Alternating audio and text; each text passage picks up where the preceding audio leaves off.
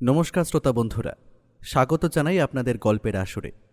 বাংলা সাহিত্যের গল্পের হীরক খনি থেকে তুলে আনা কিছু মণিমাণিক্যের সম্ভার নিয়ে তৈরি আমাদের গল্পের আসর। আমাদের আজকের গল্পটি মাননীয় লেখক শ্রীযুত গুপ্তর কলমে একটি দুর্ধর্ষ সাসপেন্স থ্রিলার গল্প, যার নাম পিন্টুদা ও রক্তবৃত্ত। আপনারা পুরো গল্পটা শুনে কমেন্ট করে বলে যান গল্পটি আপনাদের কেমন লাগলো। আর পুরো গল্পটাই আপনাদের হেডফোনে শোনার অনুরোধ রইল। তাহলে তাড়াতাড়ি হাইপ বাটনটা চাপুন আর লাইক করে শুরু করা যাক আমাদের আজকের নিবেদন। যে ঘটনার কথা আজকে বলবো তা অন্যান্য কেসগুলোর তুলনায় একদমই আলাদা। আলাদা কেন বলছি তার অবশ্য একটা কারণ আছে, সেটা পরে বলছি। তার আগে নিজের আর আমার দাদার একটু পরিচয় করিয়ে দেওয়া ভালো। যারা এখনও আমার লেখা দাদার কেসগুলো সম্পর্কে শোনোনি তাদের জানাই, আমি হলাম বাবু। ছোটবেলা থেকে লেখালেখি করতে ভালোবাসি। কতটা ভালো পারি জানি না, আর যাকে নিয়ে অর্থাৎ যার ঘটনাগুলো নিয়ে লিখি সে হলো আমার নিজের দাদা। তার একটা ভালো নাম আছে, সদচিত্ত, কিন্তু ডাকনাম পিন্টু হিসেবেই সে সবার কাছে বেশি পরিচিত। দাদার বর্তমান বয়স 30। আমি ওর চেয়ে 5 বছরের ছোট। লম্বায় 6 ফুটের একটু কম। প্রতিদিন শরীরচর্চার কারণে টান টান চেহারা, ছোট ছোট চোখ, কিন্তু দৃষ্টিতে সবসময় একটা উজ্জ্বলতা। গায়ের রং শ্যামবর্ণ। ছোট থেকেই দেখছি ওর বুদ্ধির তুলনা নেই। আমি বাড়িয়ে বলছি বলে অনেকের মনে হতে পারে, কিন্তু যারা দাদার সাথে কথা বলেছে বা আমার লেখার মাধ্যমে ওর কাজগুলো সম্পর্কে পড়েছে তারা জানে যে আমি একটুও বাড়িয়ে প্রশংসা করছি না। আমার দাদা চিরকালই প্রচার বিমুখ। নিজের কাজের দৌলতে আইনি কার্যকলাপের সাথে যুক্ত মানুষদের কাছে বহুল পরিচিতি পেলেও সাধারণ 5টা মানুষের কাছে সে একদমই সাধারণ। তাই আমি কিছুটা জোর করেই ওর থেকে সম্মতি নিয়ে ওর কয়েকটা কেস নিয়ে লেখালেখি করছি। ওর প্রখর বুদ্ধি, তীক্ষ্ণ পর্যবেক্ষণ ক্ষমতা, নিখুঁত অনুমান আর মগজাস্ত্র প্রয়োগে রহস্যের ভিড় থেকে সত্যকে টেনে বের করে আনার রোমাঞ্চকর অভিজ্ঞতা সবার সামনে আনতে পেরেছি, এতেই আমার তৃপ্তি। নইলে সাধারণ মানুষ টেরই পেত না যে পিন্টুদার মতো আদ্যপান্ত সাধারণ একজন মানুষ কতটা অসাধারণ ক্ষমতার অধিকারী হতে পারে। এবার আসি সেই ঘটনায় যা দিয়ে আজকের প্রসঙ্গের শুরু করেছিলাম। কেন এটাকে দাদার কেসগুলোর মধ্যে অন্যতম বলছি তার একটা বিশেষ কারণ আছে।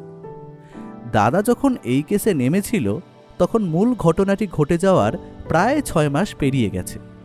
শুরুতে যে ঘটনাটি অতি সাধারণ মনে হয়েছিল তার সমাপ্তি ঘটেছিল চরম এক অতি নাটকীয়তার মধ্য দিয়ে। আর ভনিতা না করে এবারে সরাসরি মূল ঘটনায় আসি। সময়টা বসন্ত, শীত সবে শহর ছেড়েছে। সারাদিন একটা অদ্ভুত গরম থাকার পর সন্ধে থেকে আবহাওয়া বেশ মনোরম হয়ে ওঠে। এরকমই এক মনোরম সন্ধেবেলা আমি বিক্রমবাবুর বাড়িতে নেমন্তন্ন রক্ষা করতে এসেছি। আজ ওনার 25তম বিবাহ বার্ষিকী। বিক্রমবাবু বর্তমানে একজন এসিপি, ব্যারাকপুর পুলিশ কমিশনারেটের। রিটায়ারমেন্টের মাত্র কয়েক মাস বাকি আছে। যদিও এই নেমন্তন্ন রক্ষা করার ক্ষেত্রে দাদারও আসার কথা ছিল, কিন্তু দাদা আসেনি। এই সমস্ত আমন্ত্রণ নিমন্ত্রণ থেকে দাদা একটু দূরে দূরেই থাকে। বিক্রমবাবুর সাথে আমাদের আলাপ বহুদিন আগে থেকে। একবার এক সোনার দোকানে চুরিকাণ্ডে দাদার সাথে ওনার সখ্য হয়। সেই চুরিকাণ্ডের গল্প অন্য একদিন শোনাব। বর্তমানে দাদার যেভাবে খ্যাতি বেড়ে চলেছে তাতে এই রকম পুলিশ, উকিল বা আইনি কারবারিদের কাছ থেকে দাদা প্রায়ই নেমন্তন্ন পেয়ে থাকে। আর দাদার দৌলতে আমিও। কিন্তু দাদা তো যেতে চায় না, তাই সেসব সামলানোর দায়িত্ব আমার ওপরেই পড়ে। আর সামলাতে হয় নানান ঝক্কিও। ঝক্কি বললেও মনে মনে কিন্তু আমার বেশ ভালোই লাগে। যেমন একটু আগে জনা কয়েক আমায় ঘিরে ধরে জানতে চাইল, আপনি বাবু না? আমার ভালো নামটা লোকের মনে নেই। সর্বসাকুল্যে আমি বাবু নামেই পরিচিত হয়ে উঠেছি। সবার উত্তরে যেই বললাম, হ্যাঁ আমি বাবু, অমনি পরের প্রশ্নটা ছুটে এলো, আপনার দাদা পিন্টুদা আসবে না? অগত্যা আমায় বানিয়ে বানিয়ে কিছু একটা বলতে হয় যে আমার দাদা কেন আসবে না। কিন্তু আজকের দিনটা একটু অন্যরকম হলো। বিক্রমবাবু হাজার পীড়াপিড়ি শুরু করে দিলেন আমার ওপরে। পিন্টু কেন আসেনি? ওকে এখনই ফোন করো। দাঁড়াও দাঁড়াও, আমি ফোন করছি। এইসব বলে দাদাকে ফোন করে একেবারে বায়না জুড়ে দিলেন। অবশেষে এত আবদার করার পরে দাদা আসতে রাজি হলো। আমার কাছ থেকে কারেন্ট লোকেশন চেয়ে নিল। বাড়ির ভেতর যথারীতি অনুষ্ঠান চলছে। চারিপাশে সেজেগুঁজে মানুষ, হালকা আওয়াজে সুন্দর সুন্দর গান চলছে। আমি আসার পর থেকে টুকটাক এটা ওটা খেয়েই চলেছি। একা একা সামান্য বোর লাগছিল। দাদা আসছে শুনে বেশ ভালো লাগলো। কিছুক্ষণ পরে বিক্রমবাবুদের বারান্দার দিকে গেলাম। বহুতল বিল্ডিংয়ের দ্বিতীয় তলায় বিক্রমবাবুর ফ্ল্যাট। বারান্দা দিয়ে বাইরের রাস্তা পুরোটা দেখা যায়। ঘরের ভেতর থেকে গানের আওয়াজ বারান্দায় সামান্য ভেসে আসছে। আমি বারান্দায় এসে রাস্তায় চোখ দিতেই দেখলাম ব্যস্ত রাস্তার মধ্যে বিক্রমবাবু একটা ছেলের সাথে কথা বলছে। ছেলেটার বয়স বেশি নয়, 30-এর আশেপাশে হবে হয়তো। স্মার্ট দেখতে, চোখে চশমা, সাধারণ জামাকাপড় পরনে। দেখলাম বিক্রমবাবু সেই ছেলেটির সাথে বেশ কিছুক্ষণ ধরে কথা বলছেন। হাবভাবে মনে হচ্ছে ছেলেটি বেশ হতাশ হয়ে আছে। ওদের আকার ইঙ্গিত দেখে বুঝলাম বিক্রমবাবু ওই ছেলেটিকে বাড়ির ভেতরে আসার জন্যও বলছেন, কিন্তু ছেলেটি আসতে চাইছে না। এর কিছুক্ষণ পর ছেলেটি চলে গেল, আর বিক্রমবাবুও বিল্ডিংয়ের ভেতরে ঢুকে পড়লেন। জানি না কেন ছেলেটিকে বড্ড চেনা চেনা মনে হচ্ছিল আমার, কিন্তু খেয়াল করতে পারছিলাম না কোথায় দেখেছি। আমিও বারান্দা ছেড়ে আবার অনুষ্ঠানের মূল কেন্দ্রে গেলাম। কিছুক্ষণ পর দাদাও এলো, আর দাদা আসতেই আমার একঘেয়েমি কাটল। নাচ গান আর আনন্দে সন্ধেটা দারুণ কাটল। কিন্তু এত আলো, সাজসজ্জা আর অতিথিদের সমাগমের মধ্যেও একটা জিনিস লক্ষ্য করলাম যে বিক্রমবাবু সামান্য যেন ঘেঁটে আছেন কোনো কিছু নিয়ে। রাত বাড়ার সাথে সাথে আমার আন্দাজ ঠিক বেরোলো। আমরা যখন অনুষ্ঠান ছেড়ে বাড়ি যাওয়ার জন্য উদ্যত হলাম, তখন বিক্রমবাবু আমাদের একটু রাত অবধি থাকার অনুরোধ করলেন। বললেন, একটা দরকার আছে, একটু থেকে যাও। ভিড় একটু পাতলা হোক, তারপর বলবো। বিক্রমবাবুর বয়স আমাদের থেকে অনেক বেশি, তাই ওনার অনুরোধ প্রত্যাখ্যান করা উচিত হবে না ভেবে আমরা রয়ে গেলাম। কি এমন দরকার থাকতে পারে তা নিয়ে মনে মনে একটু উত্তেজনা অনুভব করলাম। অতঃপর লোকজন চলে গেলে বিক্রমবাবু আমাদের নিয়ে গেলেন একটি ঘরে। রাত বেশ হয়েছে। এখন শুধু বাড়ির লোকজন, তারাও ঘুমানোর প্রস্তুতি নিচ্ছেন। বিক্রমবাবু বেশ লজ্জিত হয়ে বললেন, কিছু মনে করো না, এত রাত অবধি তোমাদের আটকে রাখলাম। একটা কাজ করো, আজ তোমরা এখানেই থেকে যাও। তোমাদের সাথে আমার একটু জরুরি কথা আছে। সকালে এ কাজে সে কাজে আর সময় হবে না। দাদা ওনার লজ্জিত ভাব কাটানোর জন্য বলল, না না, ঠিক আছে, নিশ্চয়ই দরকারি কোনো কথা আছে, বলুন না। বিক্রমবাবু একটু স্বস্তি পেয়ে আবার বললেন, রাত অনেক হয়েছে, তোমরা এখানেই থেকে যাও। আর যদি বাড়ি যেতেই চাও তাহলে আমি আমার গাড়িতে তোমাদের বাড়ি পৌঁছে দেব। দাদা সম্মতি জানিয়ে বলল, বেশ, তাই হবে। এবার বলুন, আপনাকে অনেকক্ষণ ধরেই একটু অস্থির অস্থির লাগছে।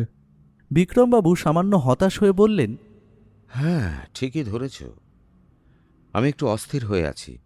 আসলে সামনের মাসে আমার রিটায়ারমেন্ট। একটা কেসের কয়েকদিনের মধ্যেই ফাইনাল রিপোর্ট জমা দেওয়ার কথা। সম্ভবত আমার শেষ কেস। কিন্তু এই কেসটা নিয়েই আমার মনে বড্ড সংকোচ আর খুঁতখুঁতুনি থেকে গেছে। বুঝতে পারছি না, কেসটা নিয়ে বেশ ঘেঁটে আছি, কিন্তু এত চাপ থাকে যে কি বলবো।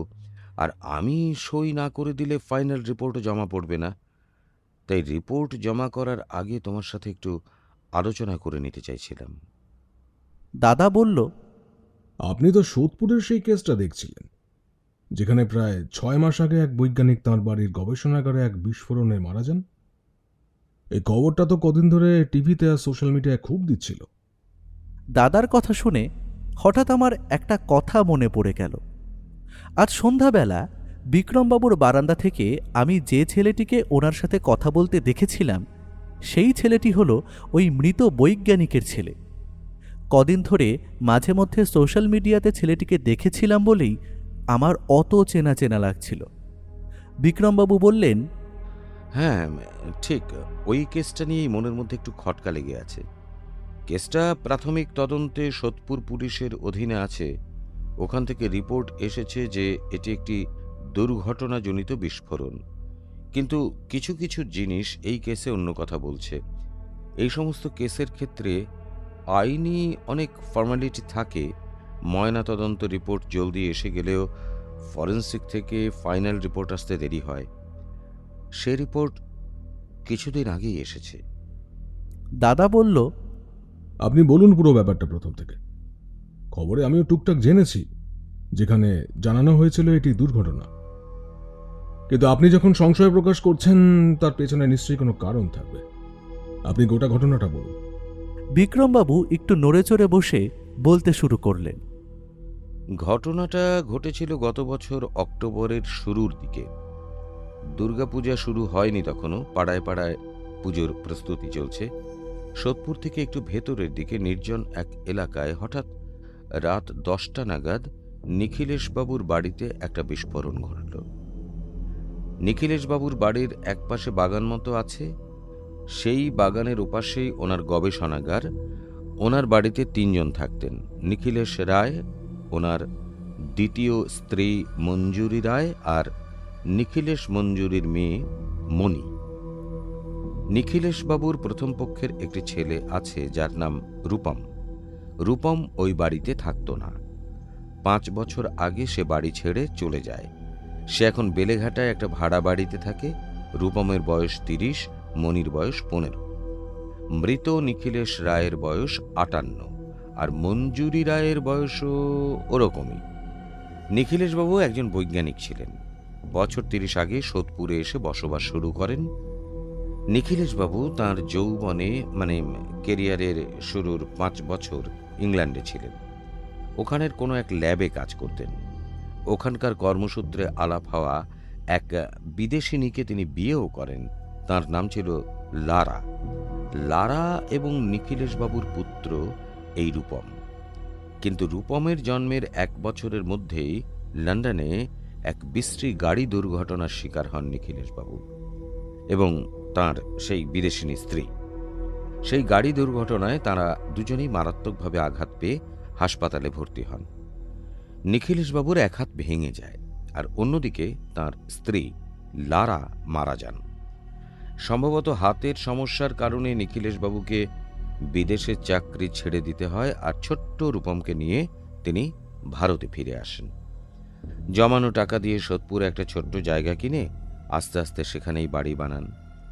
বিজ্ঞান বিষয়ে অগাধ জ্ঞান থাকায় বেশ কতকগুলো বই লেখেন এবং সেখান থেকে প্রাপ্য রয়্যালটি তাঁর আয়ের উৎস হয়। ছোট রূপমকে নিয়ে কি করা যায় ভাবতে ভাবতে তখন তিনি আবারও বিয়ে করার সিদ্ধান্ত নেন। সেই সময় তিনি মঞ্জুরি দেবীকে বিয়ে করেন। জানা যায় এক পার্টিতে নিখিলেশবাবু আর মঞ্জুরি দেবীর আলাপ হয়েছিল। তখন দুজনেরই বয়স 30-এর কাছাকাছি। এর বেশ অনেক বছর পর নিখিলেশবাবু আর মঞ্জুরির একটি মেয়ে হয়, যার নাম মণি। অনর্গল কথাগুলো বলে বিক্রমবাবু একটু থামলেন। হয়তো তিনি ভাবলেন যে আসল ঘটনা ছেড়ে অহেতুক অতীত নিয়ে কথা বলছেন। তাই তিনি বললেন, আসলে যা যা জেনেছি পুরোটাই তোমাকে বলেছি। আশা করছি তোমার সময় নষ্ট হচ্ছে না। দাদা সুপ্রতিভভাবে বলল, না না, একদমই না, সবটাই বলুন, আমি শুনছি। বিক্রমবাবু আবার বলা শুরু করলেন। তাহলে এবার ঘটনায় আসি। সেদিন রাতে বিস্ফোরণ হওয়ার সময় নিখিলেশবাবু গবেষণাগারের ভেতরে ছিলেন। প্রায়ই তিনি অনেক রাত অবধি সেখানে থাকতেন। মঞ্জুরি দেবী অন্যান্য দিনের মতো রাতের খাবারের জন্য ওনাকে ডাকতে গিয়েছিলেন। তখন নাকি নিখিলেশবাবু চেয়ারে চুপচাপ বসেছিলেন।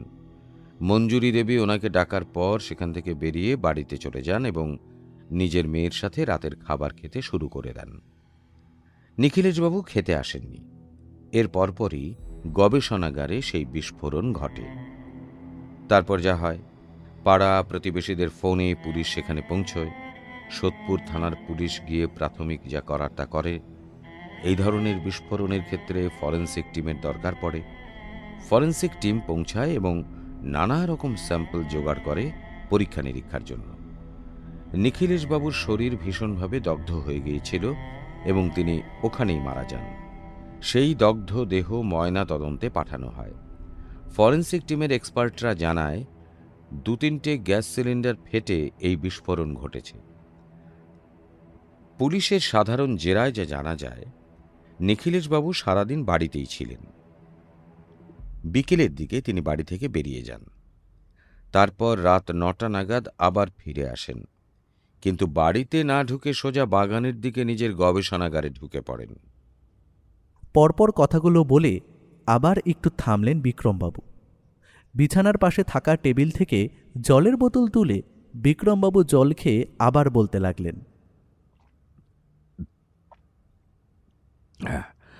মঞ্জুরি দেবী জানান, নিখিলেশবাবু যখন বাড়ি থেকে বেরোন তখন তিনি বেশ পরিপাটি হয়েই বেরিয়েছিলেন, কিন্তু রাতে যখন ঢোকেন তখন তাঁর জামা কাপড়ের সেই পরিপাটি ভাব ছিল না।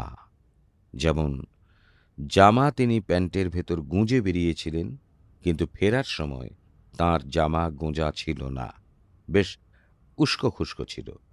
রাতে যখন তাকে ল্যাবে ডাকতে গিয়েছিলেন তখন তাকে কেমন যেন একটা অস্বাভাবিক লাগছিল।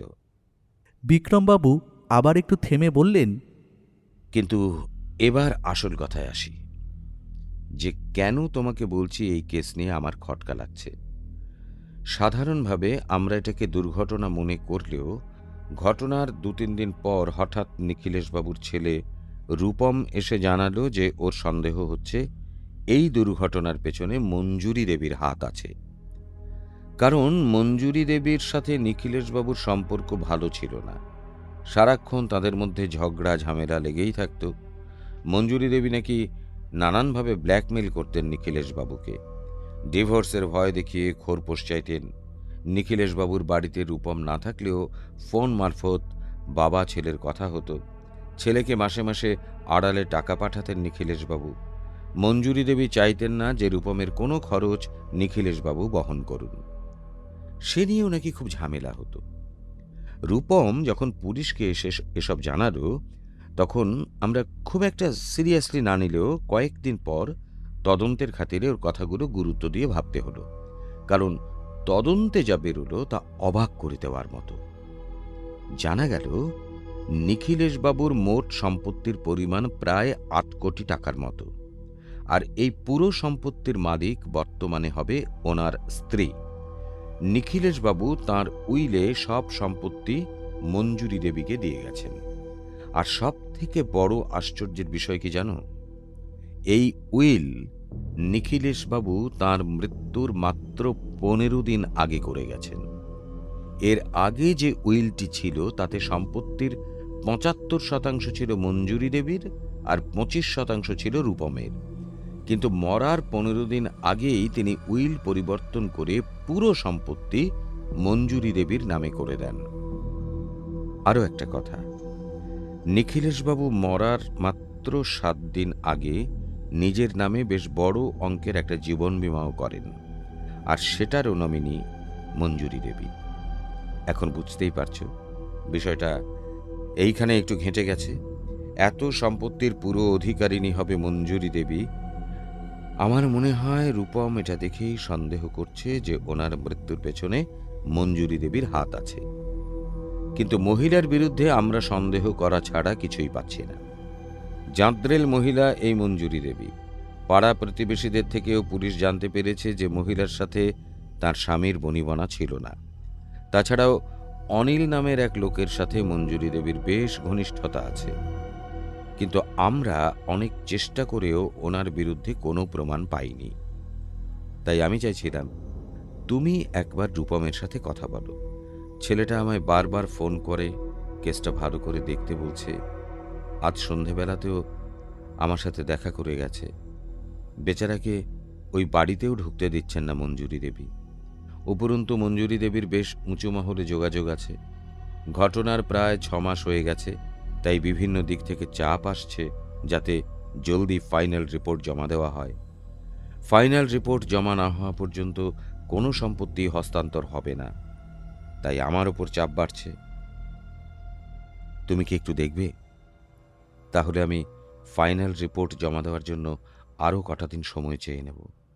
কথাগুলো বলে বিক্রমবাবু দাদার দিকে তাকিয়ে থাকলেন। দাদা সুপ্রতিভভাবে বলল, ঠিক আছে, কাল একবার আপনি রূপমকে আমার সাথে দেখা করতে বলুন। ঘটনার পর অনেকগুলো মাস কেটে গেছে, তাই কতটা কি করতে পারবো তা আগে থেকে বলতে পারছি না। কাল একবার ওর সঙ্গে কথা বলে দেখি। দাদার কথা শুনে বিক্রমবাবু একটু হালকা বোধ করলেন। রাত অনেক হওয়ায় আমাদের এবারে উঠতে হলো। যদিও বিক্রমবাবু আমাদের থেকে যাওয়ার জন্য অনেকবার অনুরোধ করলেন, কিন্তু আমরা ফিরে যাওয়ারই সিদ্ধান্ত নিলাম। তিনি নিজেই আমাদের জন্য একটা গাড়ির ব্যবস্থা করে দিলেন। তিনি নিজে আমাদের ছাড়তে আসতে চেয়েছিলেন, কিন্তু দাদা বলল, আজ অনুষ্ঠান বাড়িতে আপনার ওপর দিয়ে অনেক ধকল গেছে, আপনি বরং বিশ্রাম নিন, আমরা ঠিক চলে যাব।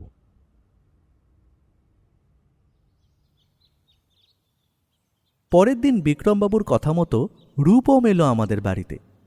আজ ওকে কাছ থেকে দেখলাম। সুদর্শন, চোখে সুন্দর একটা চশমা, সাধারণ জামাকাপড় পরা, গায়ের রং ফর্সা, বাঁ হাতে একটা সাধারণ ঘড়ি আর ডান হাতে একটা বেশ সুন্দর সাদা কালো পুঁতির রিস্ট ব্যান্ড। চোখে মুখে সামান্য সংকোচ বোধ। দাদা ওকে সোফায় বসতে বললে সে বসতে বসতে বলল, নমস্কার, আমি রূপম। বিক্রমবাবু আপনার সাথে একবার দেখা করতে বললেন। দাদাও অন্য একটা সোফায় বসে একটা সিগারেট ধরিয়ে বলল,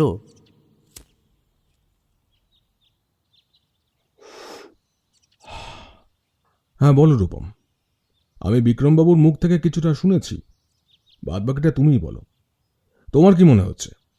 রূপমের গলার স্বর সাধারণ, কথা বলার মধ্যে বাচ্চামোর ভঙ্গি আছে। ওর গা দিয়ে সুন্দর একটা সৌরভ, জামাকাপড় ফিটফাট করে পরা। বসার ভঙ্গির মধ্যে একটা বেশ আভিজাত্যের পরিচয় আছে। সব মিলিয়ে বেশ সুন্দর সাবলীল আর গোছানো সে। তার শরীরে যে তার মায়ের বিদেশি রক্ত বয়েছে, তার অভিব্যক্তিতে যেন সেটা পরিষ্কার পরিস্ফুট। রূপম এরপর যে কথাটা বলল, তাতে বুঝতে পারলাম ওর চোখে মুখে কেন সংকোচ লেগেছিল।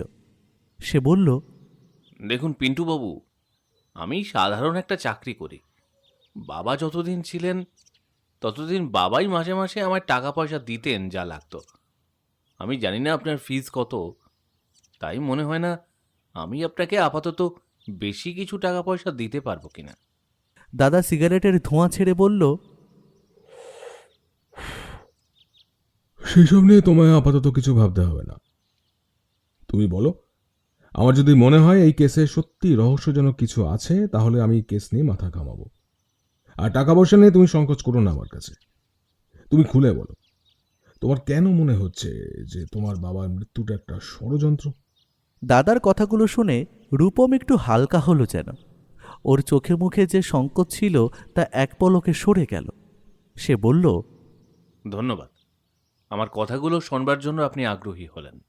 এরপর একটু সময় নিয়ে সে বলতে শুরু করল, আপনাকে আমি শুরু থেকেই বলছি, আপনি হয়তো কিছুটা শুনেছেন বিক্রমবাবুর কাছ থেকে। আমি হলাম আমার বাবার প্রথম পক্ষের সন্তান। আমার যখন জ্ঞান হয়নি তখনই আমার মা মারা গিয়েছিলেন। আমার 2000 সালে জন্ম। আমি লন্ডনে জন্মেছিলাম। আমার মা মারা যাওয়ার পরই বাবা ভারতে চলে আসেন এবং 2001 সালে তিনি আবারও বিয়ে করেন। আমার জ্ঞান হওয়ার পর থেকেই আমি দেখেছি আমার সৎমা আমায় পছন্দ করতেন না। বয়স বাড়ার সাথে সাথে বুঝলাম আমার বাবা সৎমায়ের প্রতি যেন একটু বেশি দুর্বল। তার সব কথা যেন তিনি অক্ষরে অক্ষরে পালন করেন। আমার প্রতি যে অন্যায়গুলো আমার সৎমা করতেন, সেগুলোর প্রতিবাদ করার ক্ষমতা যেন ছিল না আমার বাবার। আর একটু বয়স বাড়লে বুঝতে পারলাম আমার বাবা আমার সৎমাকে বেশ ভয় পেতেন। কিসের ভয় জানি না, ঝগড়া ঝামেলা লেগেই থাকতো। কিছু নিয়ে ব্ল্যাকমেল করতেন, কি তা জানি না। তবে বাবা সেই ভয়ে ওনার সব কথা অক্ষরে অক্ষরে পালনও করতেন। খোরপোশের কথা উঠত, বাবা তার সম্পত্তির বেশিরভাগ আগে থেকেই আমার সৎ মায়ের নামে করে দিয়েছিলেন জানতাম। আমার মনে হতো আমায় নিয়েই ওনার যত জ্বালা। তাই একটু বয়স বাড়ার পর আমি যখন একটা চাকরি জোগাড় করলাম, বেলেঘাটা সেলস ট্যাক্স বিল্ডিং এর পাশে কয়েকটা অ্যাকাউন্টেন্সি ফার্মে অ্যাকাউন্টসের কাজ করি। পার্মানেন্ট নই কোথাও। আসলে ওই বাড়িতে থাকা আমার পক্ষে একেবারে দুঃসহ হয়ে উঠেছিল। ওখান থেকে সরে আসাই উচিত হবে ভেবে আমি ওই বাড়ি ছেড়ে চলে আসি। কিন্তু বাবার সাথে যোগাযোগ ছিল ফোন মারফত। কথাগুলো বলে থামল রূপম। চশমা খুলে মুছে আবার চশমা চোখে দিল সে। দাদা জিজ্ঞাসা করল, অনিল নামের কাউকে চেনো তুমি? দাদার প্রশ্নে রূপম একটু লজ্জিত ভাব প্রকাশ করল। তারপর মাথা নিচু করে বলল, অনিল দে হলো বাবার ডাক্তার। ছোট থেকেই দেখেছি আমাদের বাড়িতে ওনার যাতায়াত। আমাদের ফ্যামিলি ডাক্তার। কিছুক্ষণ থেমে সময় নিয়ে ফের বলল, আপনি শুনছেন কিনা জানি না, তবে সেই ডাক্তারকে নিয়েও আমাদের বাড়িতে ঝামেলা হতো। বাবা সন্দেহ করতেন সেই ডাক্তারের সাথে আমার সৎ মায়ের কোনো সম্পর্ক আছে। দাদা সরাসরি জিজ্ঞেস করল, তোমার কি মনে হয় তোমার বাবার এই সন্দেহের পেছনে কোনো কারণ ছিল? রূপম মাথা নিচু করেই উত্তর দিল, বাবা সারাদিন নিজের বই লেখা বা বিভিন্ন গবেষণা নিয়ে ব্যস্ত থাকতেন। তাই হয়তো আমার সৎ মা আর ডাক্তার অনিলদের মধ্যে একটা বন্ধুত্ব তৈরি হয়েছিল। রূপমের কথা বলার ভঙ্গিতে মনে হলো এই বিষয়টা বলতে সে খুব সংকোচ বোধ করছে। দাদাও সেটা বুঝতে পেরে অন্য প্রশ্ন করল, বিক্রমবাবুর মুখে জানতে পারলাম ঘটনার 2-3 দিন পর পুলিশের কাছে তুমি সন্দেহ প্রকাশ করো। 2-3 দিন সময় নিলে কেন? রূপম এবার মাথা তুলে উত্তর দিল, আমি তো তখন বুঝতে পারিনি। ঘটনা ঘটার 2 দিন পর যখন বাবার শেষ কাজ সম্পন্ন করে আমি ওই বাড়িতে ঢুকতে গেলাম, তখন দেখি আমায় সেই বাড়িতে ঢুকতে দেওয়া হলো না। আমার সৎ মা জানালেন যে এই বাড়িতে আমার আর ঢোকা হবে না। আমি অবাক হলাম, কি বলবো বুঝতে পারছি না। তখন নিজের থেকেই সে জানালো যে আমার নাকি ওই বাড়িতে এক কানাকড়ি থাকার অধিকার নেই। বাবা সব ওনার নামে লিখে দিয়ে গেছেন। আমি জানতাম আমার সামান্য হলেও সেই বাড়িতে থাকার অধিকার আছে, তো আমি সেটাই আমার সৎ মাকে বললাম। সে তখন জানালো বাবা নাকি সব সম্পত্তি ঘটনার কয়েকদিন আগেই নতুন উইল করে সৎ মায়ের নামে লিখে দিয়ে গেছেন। কিন্তু বাবা এই বিষয়ে আমায় কিছুই জানায়নি। এবার বুঝতেই পারছেন আমি তখন কি করব না বুঝতে পেরে পুলিশের কাছে চলে গেলাম। পুলিশ উকিলের মারফত কথা বলে জানলাম আমার সৎ মা যা বলছেন তা সত্যি। তখনই আমার সন্দেহ হলো যে তিনি হয়তো ইচ্ছে করেই কিছু করেছেন যাতে বাবা আর উইল চেঞ্জ করতে না পারে। দাদা শান্তভাবে কথাগুলো শুনে বলল, বুঝতে পারছি। তোমার কথা শুনে মঞ্জুরি দেবীর ওপর সন্দেহ হলেও ওনার ওপর তো সরাসরি কোনো পদক্ষেপ নেওয়া সম্ভব নয়, কারণ সন্দেহ ছাড়া আর কোনো অকাট্য প্রমাণ নেই ওনার বিরুদ্ধে। আর ঘটনার পর এতদিন হয়ে গেছে যে কোথা থেকে আমি শুরু করব সেটা ভাবাও বেশ মুশকিল। আচ্ছা, তুমি ভালো বলতে পারবে, এই দুর্ঘটনার কিছুদিন আগে তোমার বাবার সাথে কি কথা হয়েছিল? কোনো অস্বাভাবিক কিছু কি লক্ষ্য করেছিলে? রূপম হতাশ মুখে বলল, না, সেরকম তো কোনো অস্বাভাবিক কিছু বুঝতে পারিনি বাবার কথা শুনে। তবে দুর্ঘটনা ঘটার কিছুদিন আগে থেকে বাবার শরীরটা ভালো ছিল না। ঠান্ডা লেগে জ্বর মতো ছিল জানিয়েছিলেন। বাবা মারা যাওয়ার দিন সকালে ডাক্তার অনিল দে এসে বাবাকে দেখেও গিয়েছিলেন। দাদা কৌতুকে মুখে বলল, তাই? রূপম বলল, হ্যাঁ, ওই দিন দুপুরে বাবার সাথে ফোনে কথা হয়েছিল। বাবা তখনই জানিয়েছিলেন যে সকালে ডাক্তার দেখে গেছে, শরীর দুর্বল হয়ে গেছে, অনেকগুলো ওষুধ দিয়েছেন, সেগুলো আমার সৎ মা আনতে বেরিয়েছিলেন তখন। দাদা একটু অবাক হয়ে জিজ্ঞেস করল, ওই দিন তোমার বাবা বিকেলবেলা বেরিয়েছিলেন এবং রাত 9টা নাগাদ বাড়ি ফিরে আসেন যা জেনেছি। শরীর খারাপ নিয়ে তিনি কোথায় বেরিয়েছিলেন তা কি জানো? রূপম উত্তর দিল না, কারণ শেষ কথা দুপুরেই হয়েছিল ওর। প্রতিদিন রাতেও একবার করে কথা হতো, কিন্তু সেদিন রাতে ফোন যাচ্ছিল না। তারপর টিভিতে সংবাদ চ্যানেল খবর দেখে সে তড়িঘড়ি আসে। দাদা বলল, ঠিক আছে, তুমি ঠিকানার ফোন নম্বরগুলো আমাকে দিয়ে যাও, আমি একবার ঘুরে আসি, দেখি কিছু করা যায় কিনা। অনিল ডাক্তারের ঠিকানাটাও দিয়ে যাও। এরপর আর কিছুক্ষণ থেকে রূপম বিদায় নিল। সেই দিন দুপুরে দাদাকে দেখলাম বিক্রমবাবুর পাঠানো এই ঘটনা সংক্রান্ত ফরেন্সিক রিপোর্ট ও ময়নাতদন্তের রিপোর্টগুলো নিয়ে এপাশ ওপাশ করতে, আর ফোন মারফত এই রিপোর্টগুলো নিয়ে কারোর সাথে আলোচনা করতেও শুনলাম। বিকেল থাকতে থাকতেই আমি আর দাদা বেরোলাম সোদপুরে মঞ্জুরি দেবীর সাথে দেখা করতে। নির্জন এক গলির ভেতর সেই বাড়ি, একতলা বাড়ি, খুব একটা বড় নয়। বাড়িতে ঢোকার আগে একটা বড় বাগান, সেই বাগানের এক কোণে ভগ্নপ্রায় অগ্নিদগ্ধ হয়ে পড়ে আছে একটা ঘর।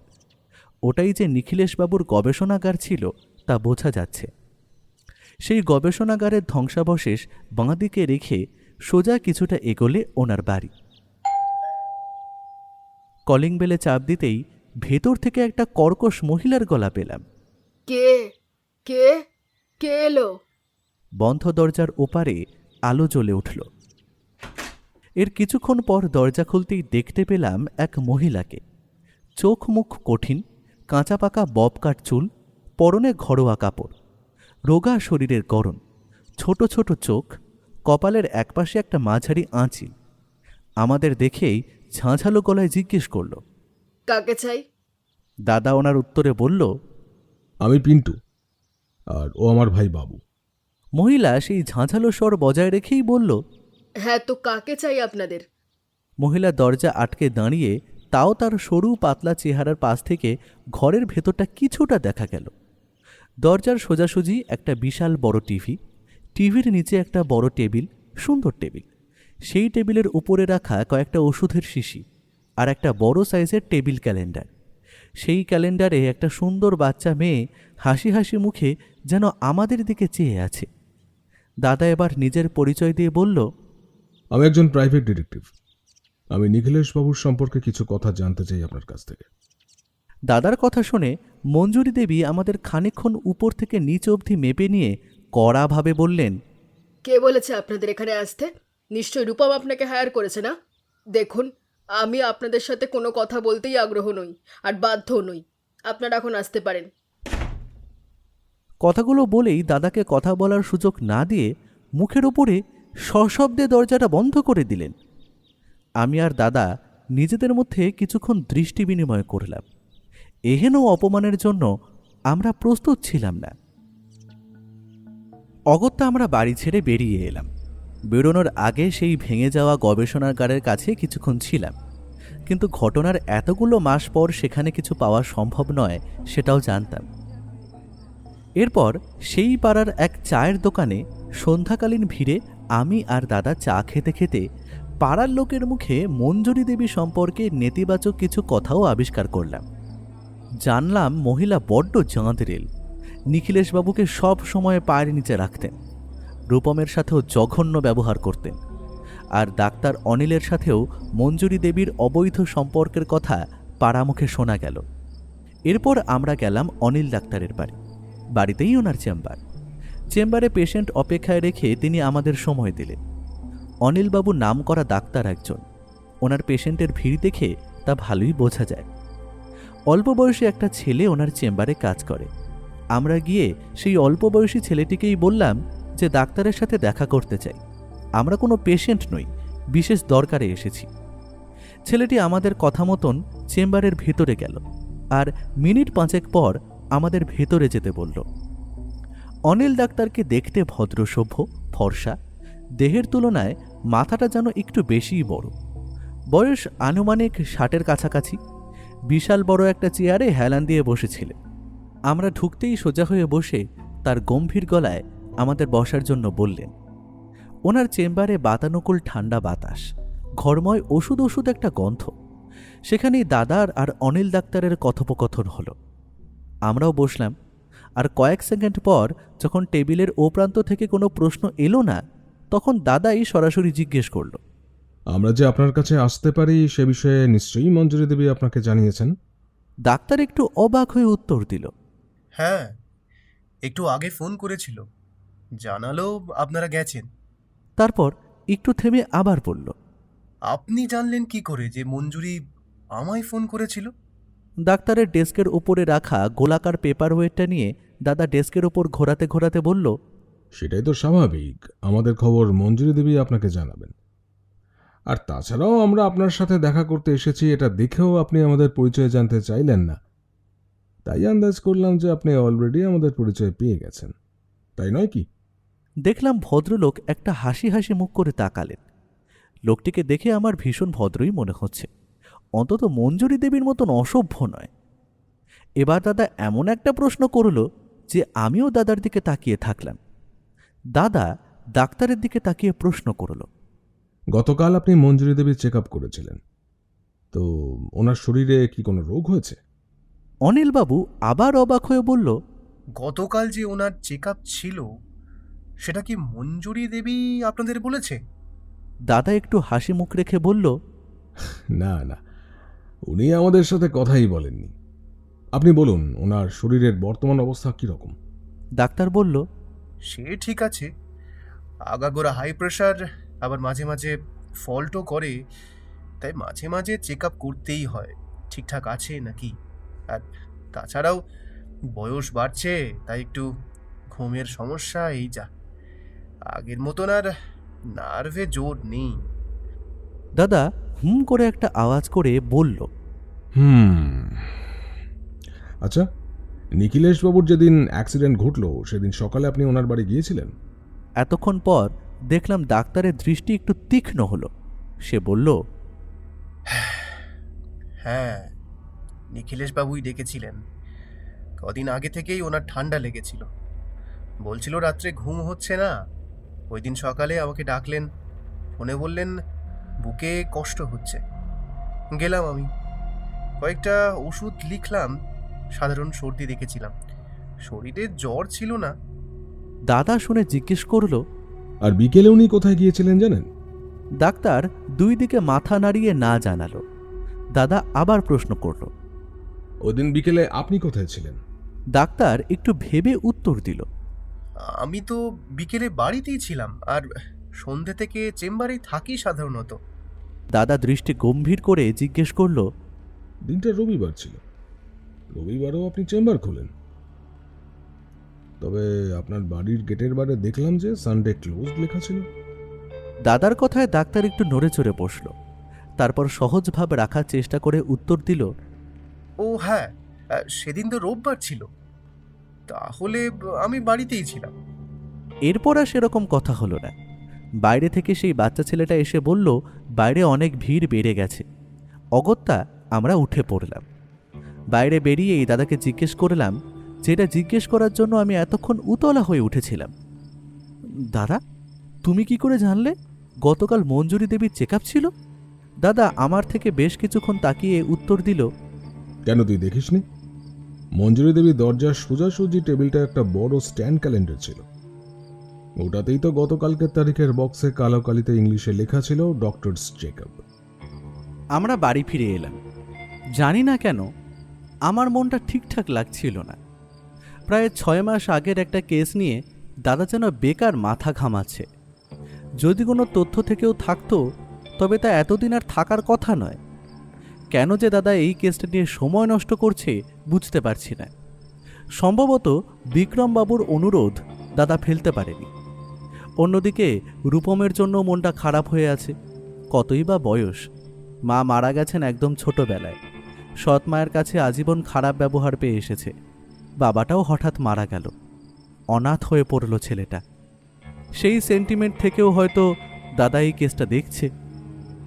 মঞ্জুরি দেবী মানুষটি বড্ড কেমন একটা, আর অন্যদিকে ডাক্তার লোকটিকে দেখলে নিপাট ভদ্রলোক বলেই মনে হলো। তবে লোকটা দাদার প্রশ্নে কেমন যেন একটু নড়ে চড়ে গেছিল। রবিবার ওনার চেম্বার বন্ধ থাকে। দুর্ঘটনার দিনটি যে রবিবার ছিল সেটা কি উনি ভুলে গেছিলেন, নাকি অসাবধানে আমাদের কাছে ওইভাবে উত্তর দিলেন? পরের দিন সকালের দিকে আমি বাড়িতে ছিলাম না, একটা কাজে বেরিয়ে গিয়েছিলাম। ফিরতে ফিরতে প্রায় বিকেল হয়ে গিয়েছিল। কিন্তু বাড়ি ফিরে যা জানতে পারলাম তাতে এই কেসের তদন্তে অনেকগুলো মোড় দেখা গেল। দাদা বিক্রমবাবুর মারফত একটা খবর জোগাড় করেছিলেন। আমরা জানতে পেরেছিলাম নিখিলেশবাবু মারা যাওয়ার দিন সকালবেলায় অনিল ডাক্তার ওনাকে কিছু ওষুধ লিখে দিয়ে গিয়েছিলেন, যে ওষুধগুলো মঞ্জুরি দেবী ওষুধের দোকান থেকে কিনে নিয়ে এসেছিলেন। দাদা বিক্রমবাবুকে সেই নির্দিষ্ট তারিখে সোদপুর অঞ্চলে সব ওষুধের দোকানে নিখিলেশ রায় নামের পেশেন্ট আর অনিল ডাক্তারের প্রেসক্রিপশন নিয়ে কেউ গিয়েছিল কি না তার খোঁজ লাগাতে বলেন। এখনকার সব ওষুধের দোকানেই ক্যামেরা থাকে এবং কম্পিউটারাইজড বিলও হয়। সেই বিল দোকানের কম্পিউটারে তোলাও থাকে এবং বেশিরভাগ ক্ষেত্রে সেই বিলে পেশেন্টের নাম এবং ডাক্তারের নাম দিয়েই কম্পিউটারে এন্ট্রি করা হয়ে থাকে। খুব একটা সময় লাগেনি খুঁজতে। নিখিলেশ বাবুর বাড়ির পাশের ওষুধের দোকান থেকেই সেই তথ্য উদ্ধার হয়। যেহেতু তারিখটা জানা ছিল, তাই সেই তারিখে কি কি বিল হয়েছিল তা খুব জলদি পাওয়া যায়। দোকানের ক্যামেরাতেও দেখা যায় যে ওষুধ নিতে মঞ্জুরি দেবী এসেছিলেন। যদিও ক্যামেরাতে মঞ্জুরি দেবীর উপস্থিতি পেয়ে যাওয়াটা আমাদের সৌভাগ্যের বিষয়। 6 মাস পুরনো রেকর্ডিং সাধারণত থাকার কথা নয়, কিন্তু সেই নির্দিষ্ট দোকানে সেটা পেয়েছিলাম, যদিও সাউন্ড পাইনি।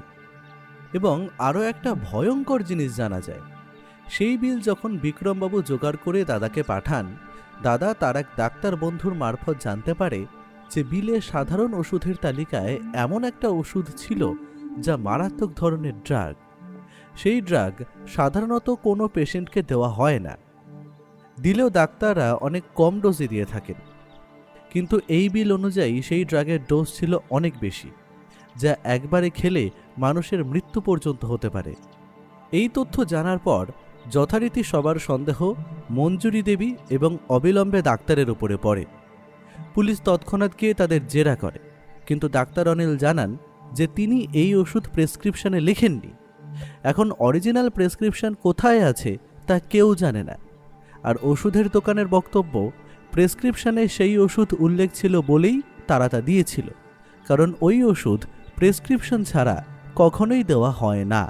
এই তথ্য সামনে আসার পর আমার মনে প্রশ্ন জাগল, কড়া ডোজের ওষুধ খাইয়ে কি তারা নিখিলেশবাবুকে মারতে চেয়েছিলেন? কিন্তু নিখিলেশবাবুর ময়নাতদন্তের রিপোর্টে তার শরীরে সেই ড্রাগের কোনো হদিশ পাওয়া যায়নি।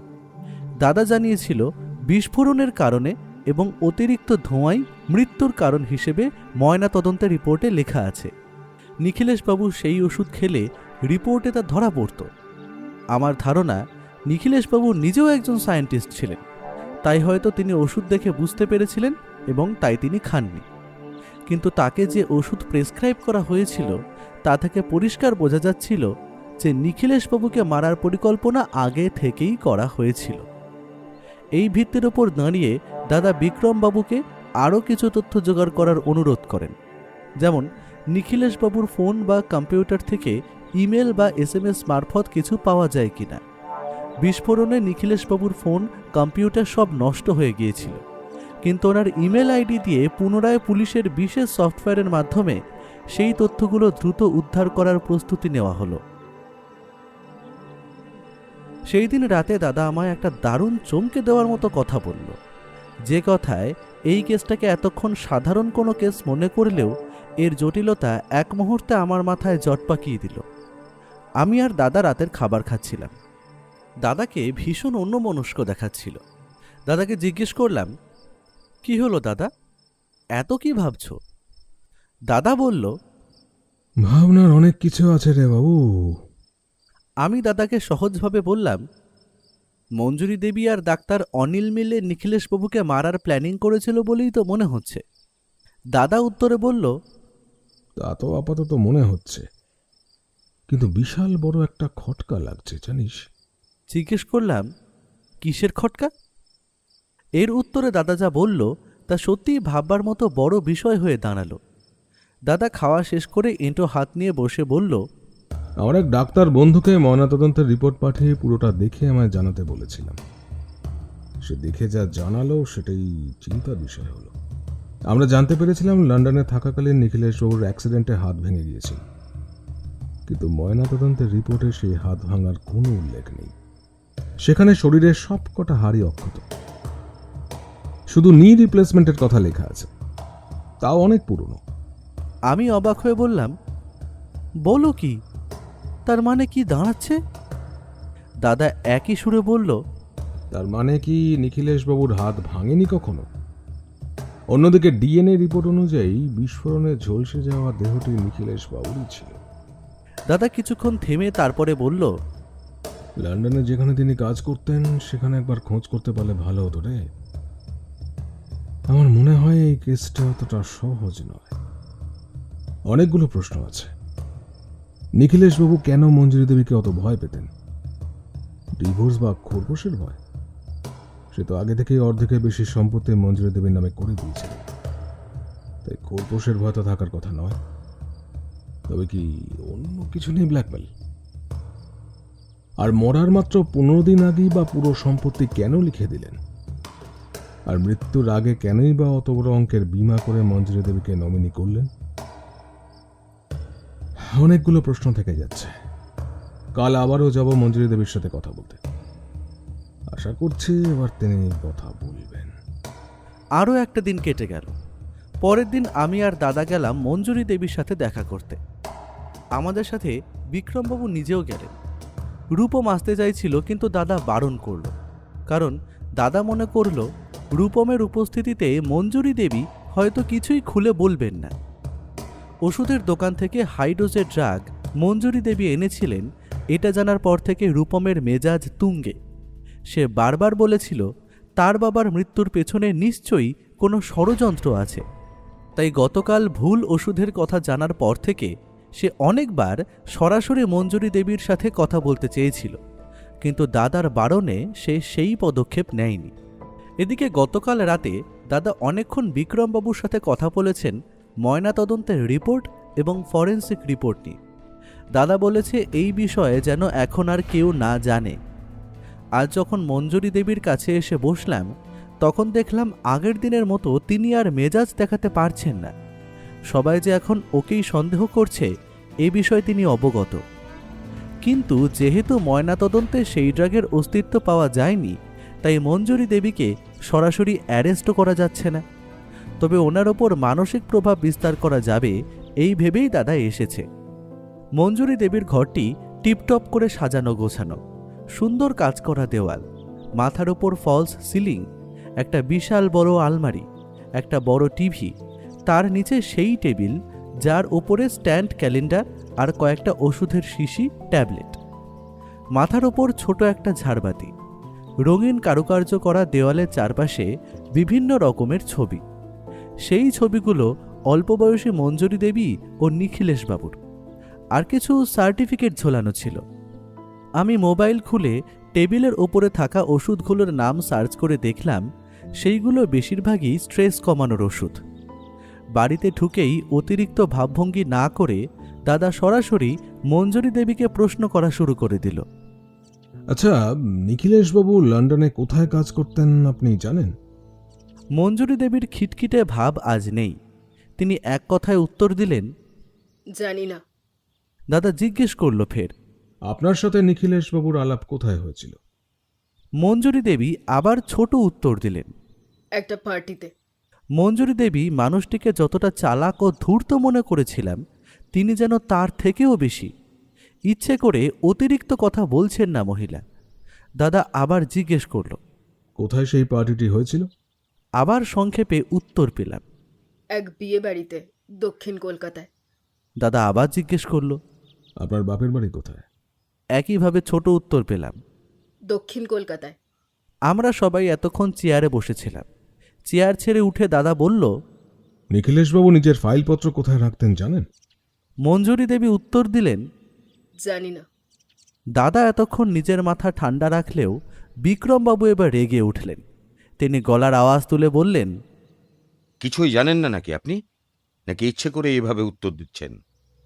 হঠাৎ উঁচু গলার আওয়াজে ঘরের পরিবেশ একটু গরম হয়ে উঠল। দেখলাম পাশের ঘর থেকে মঞ্জুরি দেবীর মেয়ে মণি একবার উঁকি দিয়ে দেখে আবার চলে গেল। মঞ্জুরি দেবীর কোনো ভাবান্তর হলো না। দাদা ঘরের মধ্যে পায়চারি করতে শুরু করে দিল। বিক্রমবাবুও চেয়ার ছেড়ে উঠে এদিক সেদিক করতে শুরু করলেন। কিছুক্ষণ পর আমরা ওখান থেকে বেরিয়ে পড়লাম। কিছুই জানা গেল না দেখে বিক্রমবাবু হতাশ মুখে কোনো কথা বলছিলেন না। দাদা বলল, কি হলো, আপনি চুপ করে গেলেন? বিক্রমবাবু তবুও কিছু বললেন না। কিন্তু তারপর দাদা যা বলল তাতে বিক্রমবাবু একটু নড়ে চড়ে গেল।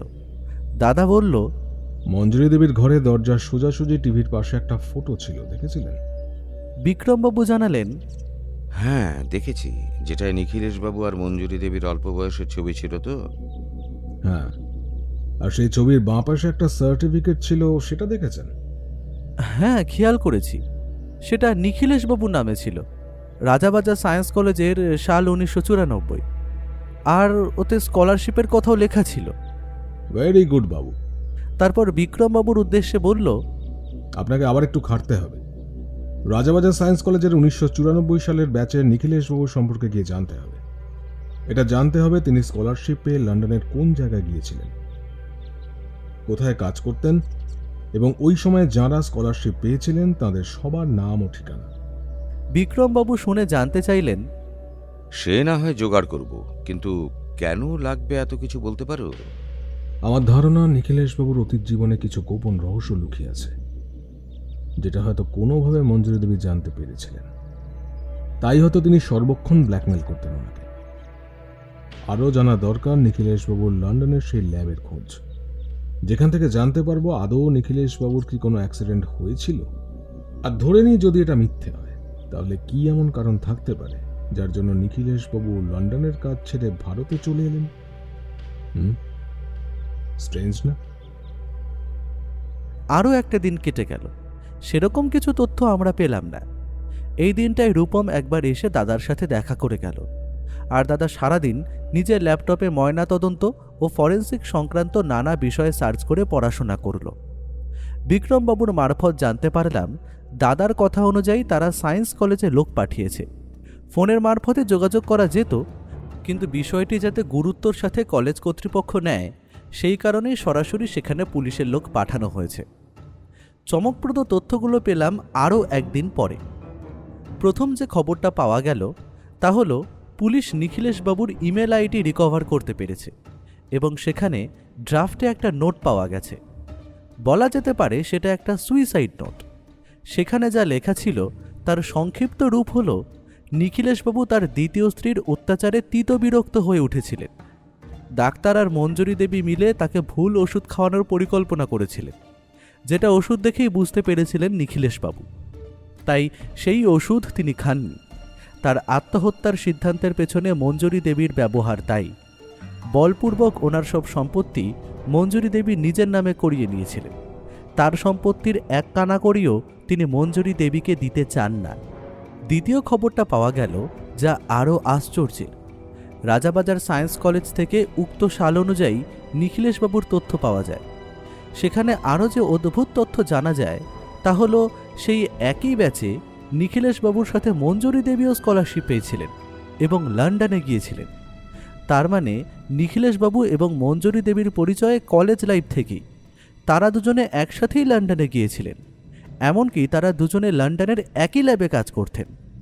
সেই ল্যাবের ইমেল সংগ্রহ করে কিছু তথ্য চাওয়ায় তারা উত্তর দেয় 1995 থেকে 2000 সাল পর্যন্ত নিখিলেশ রায় এবং মঞ্জুরি দেবী নামে দুই ভারতীয় তাদের ল্যাবে কাজ করতেন।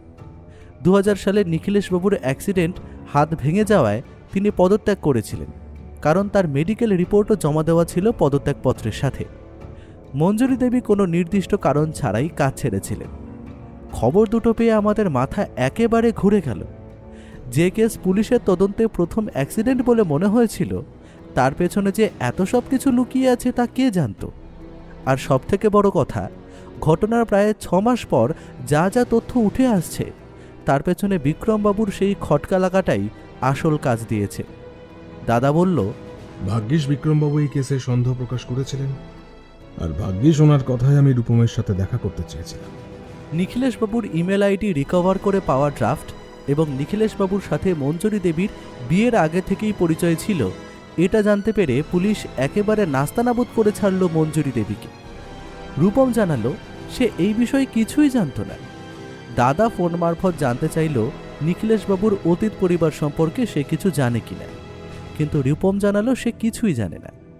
দাদা জিজ্ঞেস করেছিল নিখিলেশবাবুর কোনো ভাই বোন, দাদা দিদি কারোর কথা সে জানে কিনা, কিন্তু রূপম আমাদের কোনো কিছুই জানাতে পারল না সে বিষয়ে। এরপর যে তথ্য বেরোলো তা আরও চমকে দেওয়ার মতো। পুলিশ মঞ্জুরি দেবীকে ভীষণ কড়াভাবে জেরা করে।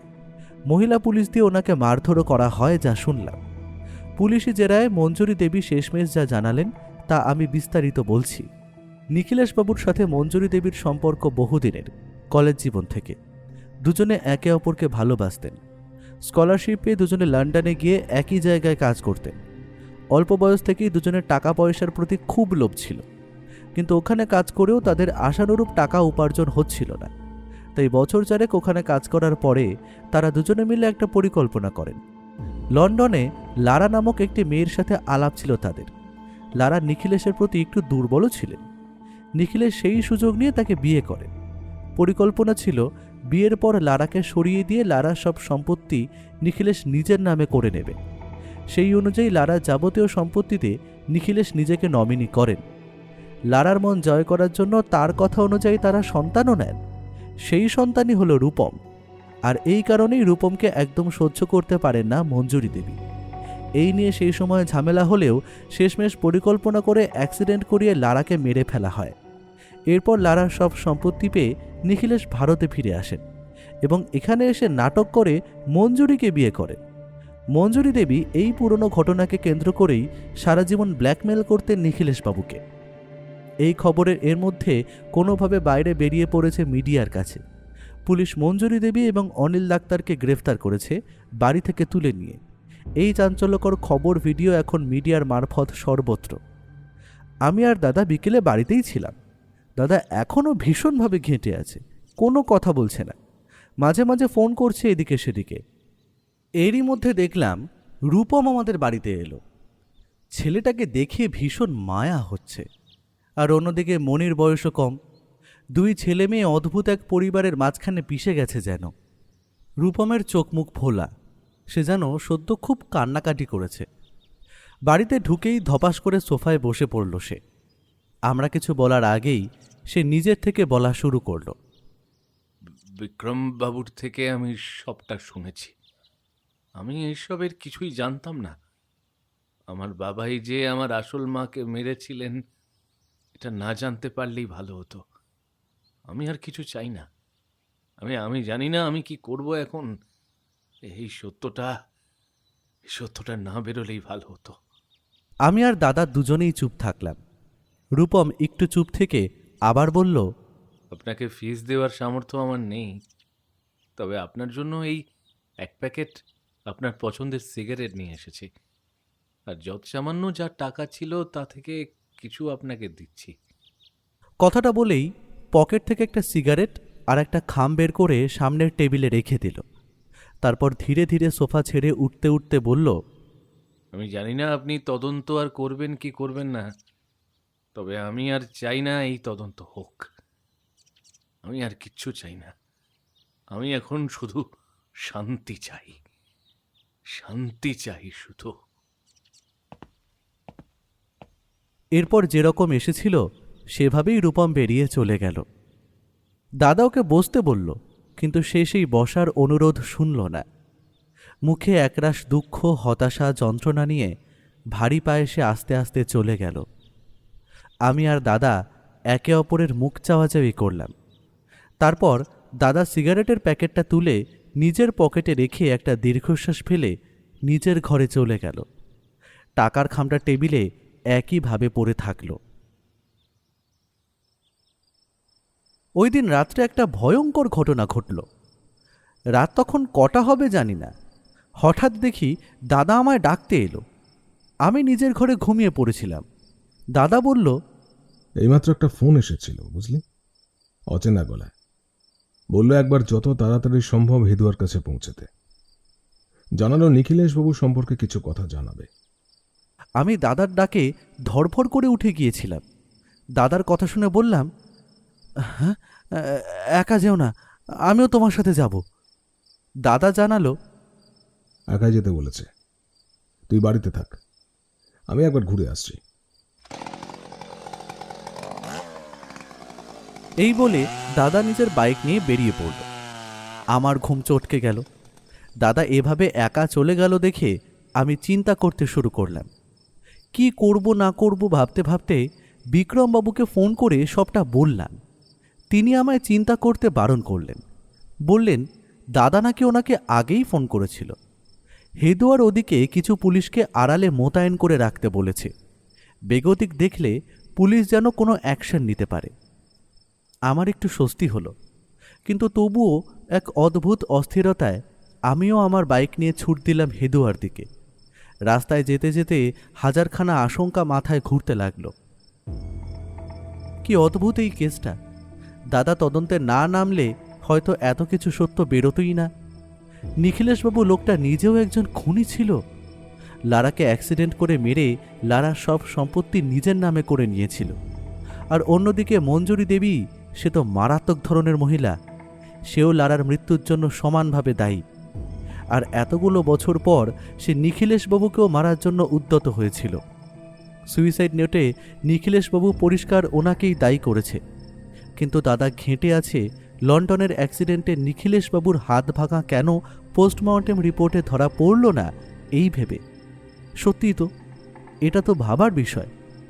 লন্ডন থেকে মেইল মারফত তো ওরা জানালো যে নিখিলেশবাবুর হাত ভেঙেছিল, তার রিপোর্টও ওরা পাঠিয়েছিল এখানকার পুলিশকে। কি যে গণ্ডগোল, কিছুই পরিষ্কার হচ্ছে না। আর এক রাত্রে দাদাকেই বা কে ডাকলো, কে ফোন করে বলল যে নিখিলেশবাবুর সম্পর্কে আরও কিছু খবর দেবে। এইসব হাজার চিন্তা নিয়ে আমি বাইক চালাচ্ছিলাম। রাত অনেক হয়েছে, রাস্তা প্রায় ফাঁকা, গাড়ি ঘোড়া নেই। মাঝে মাঝে কুকুরের দল রাস্তার মোড়ে মোড়ে ডেকে যাচ্ছে। হেদুয়ার খানিকটা দূর থেকেই ঘটনাটা ঘটতে দেখলাম।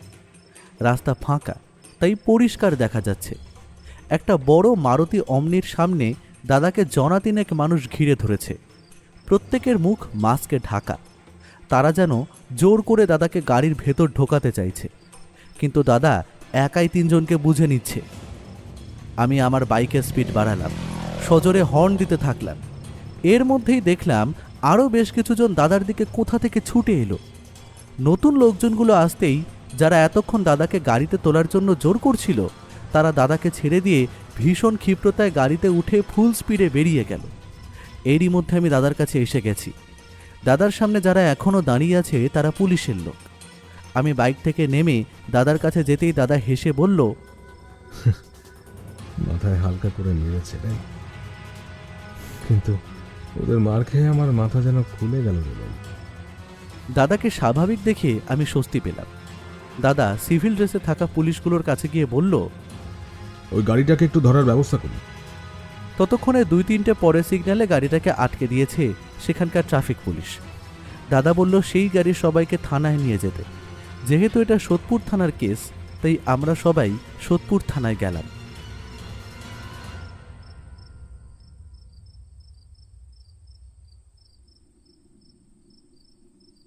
আমরা এখন সোদপুর থানার ইন্টারোগেশন রুমে বসে আছি। ঘরটা বেশ পুরনো, একটা স্যাঁতস্যাঁতে ভাব, 4 দেওয়ালে 4টে টিউবলাইট। মঞ্জুরি দেবী আর অনিল ডাক্তার আগের থেকেই পুলিশ হেফাজতে থানায় ছিলেন। তাদের উকিল জামিন করানোর চেষ্টা করেও পাননি। পালানো গাড়ি থেকে 4 জনকে পাকড়াও করে পুলিশ থানায় নিয়ে এসেছে। ওরা ভাড়া করা গুন্ডা। আমি আর দাদা নিজেদের বাইকেই এসেছি। বিক্রমবাবুও থানায় উপস্থিত। এখন মধ্যরাত পেরিয়ে গেছে। খবর পেয়ে রূপমও ছুটে এসেছে। সবাই সেই রুমে এখন উপস্থিত, যে যার চেয়ারে বসে। ভাড়ার গুন্ডাগুলোকে থানার অন্য জায়গায় খাতির করা হচ্ছে পুলিশি 3rd ডিগ্রির মাধ্যমে। সবাই চুপচাপ বসে আছি। দাদা মাথা নিচু করে টেবিলের ওপর কনুইয়ে ভর দিয়ে 2 হাতে নিজেই নিজের কপাল টিপছে। তার চোখ বন্ধ, কিন্তু আমি জানি দাদার মাথার মধ্যে এখন এই ঘটনাকেন্দ্রিক সমস্ত কার্যকলাপের বিস্তৃত মায়াজাল একে একে পরিষ্কার করে চলেছে। দাদা যখন বলেছে ওর মাথা খুলে গেছে, তার মানে এখানে উপস্থিত কারোর কপালে অসীম দুর্ভোগ। শুধু এখন দাদার মুখ খোলার পালা। দেখলাম আমার সামনের দেওয়ালে টিউবলাইটের পেছন থেকে অনেকক্ষণ ধরে একটা টিকটিকি খুব সন্তর্পণে সেই দেওয়ালে থাকা একটা পোকার দিকে নিবিষ্ট দৃষ্টিতে তাকিয়ে আছে। হঠাৎ করেই দাদা মুখ খুলল এবং তাতে যেন বোমা পড়ার মতো পরিবেশ তৈরি হলো। আর ঠিক সেই মুহূর্তে দেখলাম টিকটিকিটা সেই দেওয়ালে সেই পোকাটাকে খপাত করে তার শিকার বানিয়ে ফেলেছে। দাদার গলার স্বর কঠিন। তো তুমি যে শেষমেশ ধরা পড়ে গেলে, কি মারাত্মক মাস্টার প্ল্যান বানিয়েছিলে? সেই ঘরের চারপাশের দেওয়ালে থাকা টিউবের আলোয় ঘর আলোময়। সবার মুখের অভিব্যক্তি পরিষ্কার বোঝা যাচ্ছে। দেখলাম দাদার দৃষ্টি রূপমের দিকে। দাদার কথায় যথারীতি সবাই চমকে উঠল। আমিও যথারীতি চমকে উঠেছি। অবাক হওয়া মনের অবস্থা, একই মনের অবস্থা সবারই। সবার চোখ এখন রূপমের দিকে। রূপম নিজেও যেন আকাশ থেকে পড়ল। সে যে চেয়ারে বসেছিল সেই চেয়ারটা যেন একটু কেঁপে গেল। সম্ভবত সেই যেন দাদার কথায় অবাক হয়ে একটু নড়ে চড়ে গেল। চোখে মুখে অসহায় আর সংশয় ভাব নিয়ে বলল, কি বলছেন এসব? দাদা বেশ কিছুক্ষণ রূপমকে দেখে বলল, তো তুমি বলবে না, তাই তো? চিন্তা করো না, নিখিলেশবাবুর জায়গায় যে ব্যক্তিকে তুমি বিস্ফোরণ ঘটিয়ে মেরেছিলে তার সন্ধানও ঠিক পেয়ে যাও। সময় লাগবে হয়তো আরো কিছুদিন। আর নিখিলেশবাবুকেও ধরার জন্য অলরেডি লোক পাঠিয়ে দেওয়া হয়েছে। এবারে লক্ষ্য করলাম রূপমের চোখের দৃষ্টি যেন আরো গভীর হল, কিন্তু গলার স্বরে সামান্য কম্পন ধরা পড়ল। সে বলল, কি প্রমাণ আছে? কি প্রমাণ আছে আপনাদের কাছে যে আমি দোষী? দাদার দৃষ্টি যেন আরো কড়া হল। সেই দৃষ্টিতে যেন সে রূপমের মাথার ভেতর পড়ে নিয়ে জবাব দিল, কি প্রমাণ লাগবে বলো? এই যে একটু আগে আমাকে আক্রমণ করার অপরাধে আপাতত তুমি জেলে যাবে, যাদের ভাড়া করেছিলে তাদের মোবাইল ট্র্যাক করে কল ডিটেলস চেক করে লোকেশনও ট্র্যাক করা হবে। সেই লোকেশনে তুমি ছিলে নাকি ছিলে না সবই ঠিক বের করে নেবে। এই যা সময় লাগবে। তারপর একটু পরে নিখিলেশ বাবুকেও ধরে আনা হচ্ছে এখানে। আর তুমি কি জানো যে ব্যক্তি বিস্ফোরণে মারা গেছেন তার ময়নাতদন্তে নি রিপ্লেসমেন্টের হদিশ পাওয়া গেছে? সেই সার্জারির জয়েন্ট ইমপ্লান্টগুলোতে নির্দিষ্ট সিরিয়াল নাম্বার থাকে, যার মাধ্যমে মৃত ব্যক্তির পরিচয় শনাক্ত করাও সম্ভব হবে। তাই চিন্তা করো না, তোমার বাদবাকি জীবনটা আরো করুণ হতে চলেছে। Trust me. দাদার কথাগুলো শুনে এইবার রূপমের মুখে ভয়ের ছাপ পড়ল। ওখানে উপস্থিত কেউ কোনো কথা বলল না, কারণ সবাই জানে দাদা এখন নিজের থেকেই একের পর এক কথা বলবে। দাদা বলা শুরু করল, বিক্রমবাবুর মুখ থেকে যখন আমি এই কেসটা সম্পর্কে শুনলাম তখন একটা বিষয়ে রূপমের উপর প্রথম থেকেই আমার সন্দেহ হয়েছে। বিস্ফোরণে মারা যাওয়ার দুদিন পর বা দেহ দাহ করার পর কেন রূপম মঞ্জুরি দেবীর উপর সন্দেহের কথা পুলিশকে জানালো? পুলিশ তো ঘটনা শুরু থেকেই ছিল, তখনই বলতে পারত। এরপর যখন ময়নাতদন্তের রিপোর্টে দেখলাম মৃতদেহের কোনো হাতই ভাঙা নেই, অথচ এটা কনফার্ম হলাম যে লন্ডনে নিখিলেশবাবুর অ্যাক্সিডেন্টে হাত ভেঙেছিল, তখন বুঝতে পারলাম রূপম চেয়েছিল বডি আগে দাহ হোক, তারপর নিজের চালটা খেলবে। বডি দাহ না হলে যদি ফের ফরেন্সিক টেস্ট হতো তবে আরো কিছু তথ্য বেরিয়ে পড়তে পারত। কিন্তু তখনও খটকা ছিল যে ডিএনএ রিপোর্ট অনুযায়ী মৃতদেহ নিখিলেশ বাবুরই ছিল। তারপর একটু পড়াশোনা করে জানতে পারলাম যে দুই আলাদা মানুষের ডিএনএও একই রকম তখনই হয় যদি তারা আইডেন্টিক্যাল টুইন হয়, মানে সহোদর যমজ। তার মানে বিস্ফোরণে যে মারা গিয়েছে সে ছিল নিখিলেশ বাবুর যমজ ভাই। এরকম আইডেন্টিক্যাল টুইনদের ডিএনএ মিলে যাওয়ার ঘটনা অনেক আছে। জার্মানির একটি চুরির ঘটনা বলি। বার্লিনের একটি নামকরা দোকানে চুরির পর পুলিশ ডিএনএ খুঁজে পায়, কিন্তু সন্দেহভাজন দুই ভাই অভিন্ন যমজ হওয়ায় তাদের ডিএনএ হুবহু মিলে যায়। যেহেতু তৎকালীন সাধারণ ডিএনএ টেস্টে তাদের আলাদা করা সম্ভব ছিল না, তাই পুলিশ নিশ্চিত হতে পারেনি কে আসল অপরাধী। ফলে আইনগত সীমাবদ্ধতার কারণে দুজনকেই ছেড়ে দিতে হয়েছিল।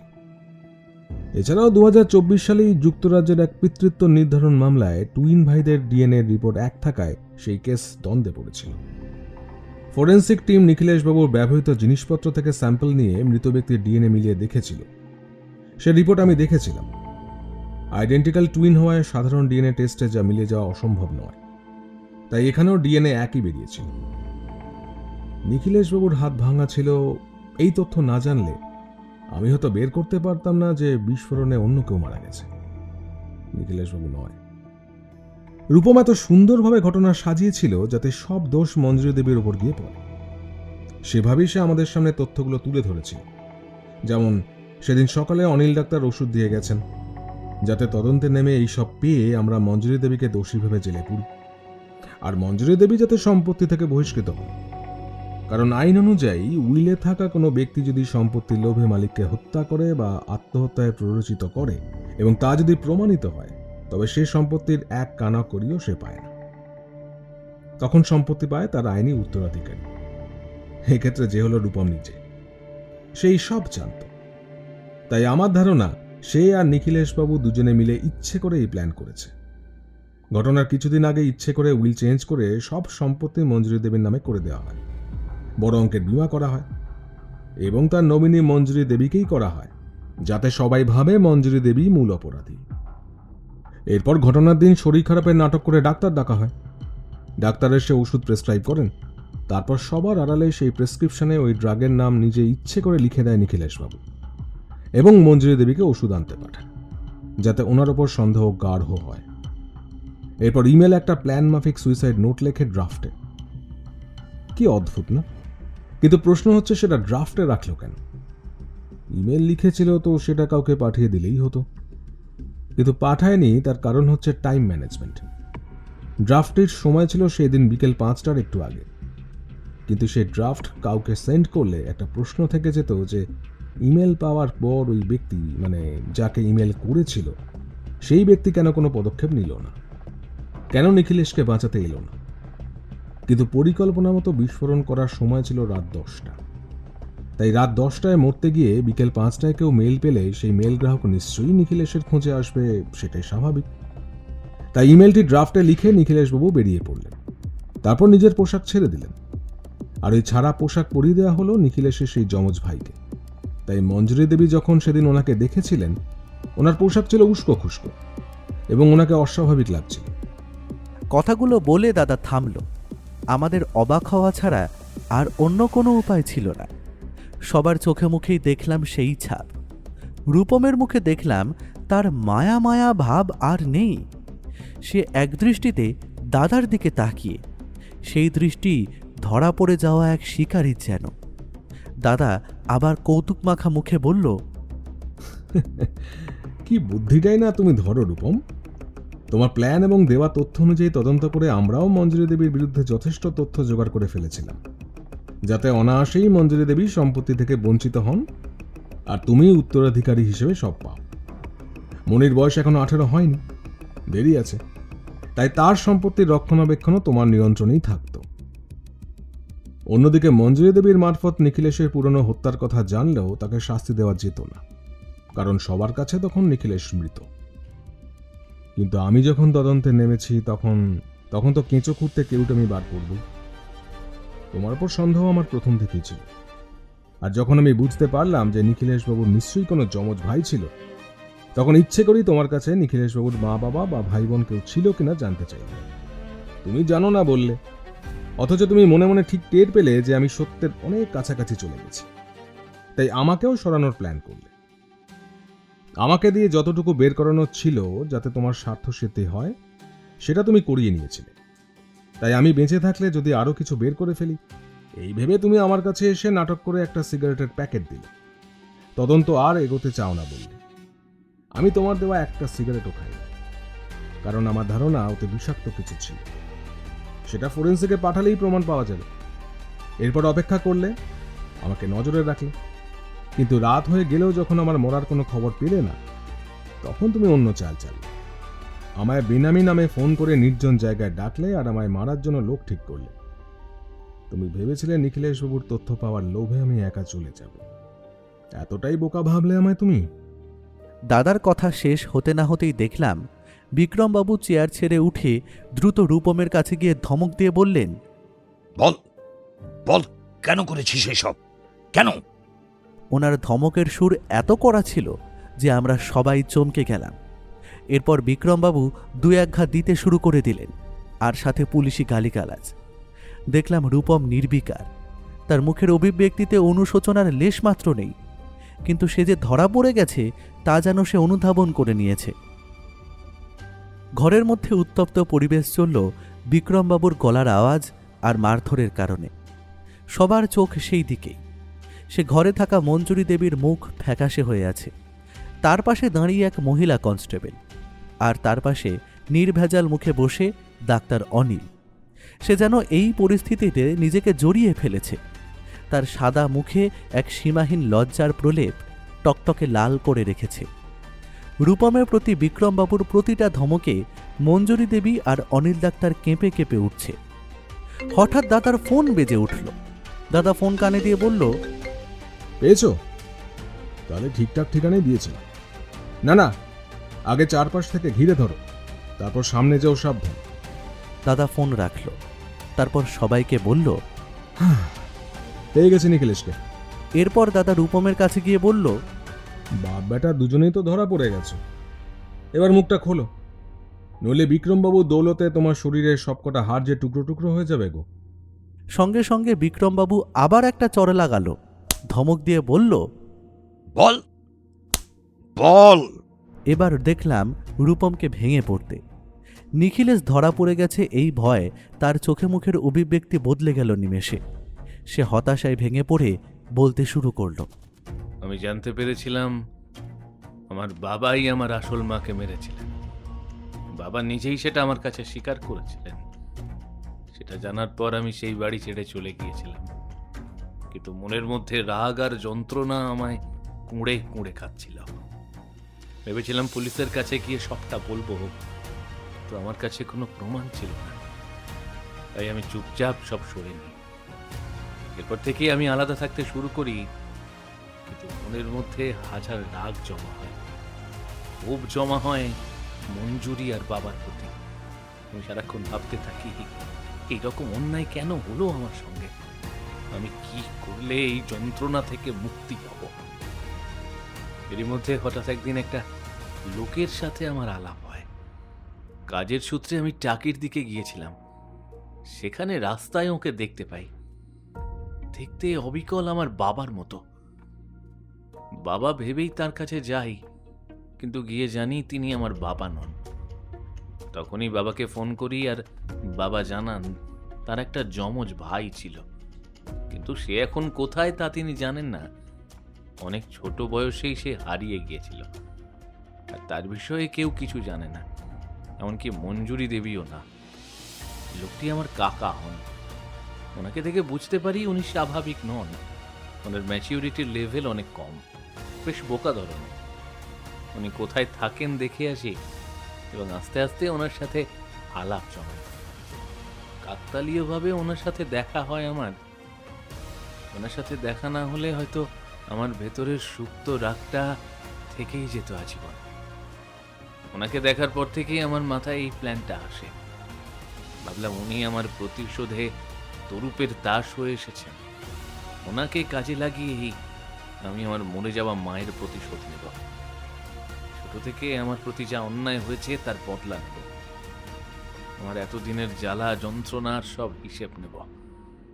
তাই আমি ভাবলাম আমার কাকার হঠাৎ করে উপস্থিতি আমায় সেই সুযোগ দিয়েছে, যে সুযোগ কাজে লাগিয়ে আমি আমার ভেতরে চলতে থাকা ক্রমাগত যন্ত্রণাগুলোকে শান্ত করতে পারবো।